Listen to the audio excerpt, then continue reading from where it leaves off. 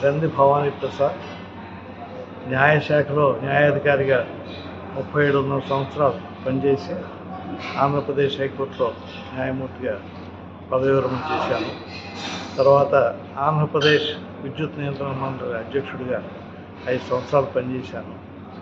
ఇప్పుడు మన ఆప్టా వారు అమెరికా నుంచి భారతదేశం వరకు మన సామాజిక వర్గం వారందరినీ ఒకే తాటి మీదకి తీసుకొచ్చి సామాజిక వర్గంలో ఉన్నవారందరూ కూడా సాంఘికంగా, ఆర్థికంగా, పారిశ్రామికంగా అభ్యుదయం చెందాలనేటువంటి ఏకైక కోరికతో యువకులంతా ఒకే తాటి మీదకి వచ్చి కష్టపడి పనిచేస్తూ ఉన్నారు.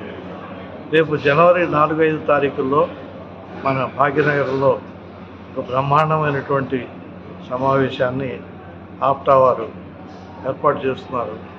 కొన్ని వేల మంది మన సామాజిక వర్గానికి చెందిన ఉత్సాహవంతులందరూ కూడా సమావేశమై మనం ఆర్థికంగా, పారిశ్రామికంగా సమాజంలో ఎలా ముందుకు వెళ్ళాలి, ఎలా ఒకరికొకరు చేయూతగా నిలబడాలనే విషయాన్ని చర్చించడానికి ఒక కార్యక్రమాన్ని రూపొందించుకోవడానికి మొట్టమొదటి అడుగుగా ఈ సమావేశం జరుగుతుంది.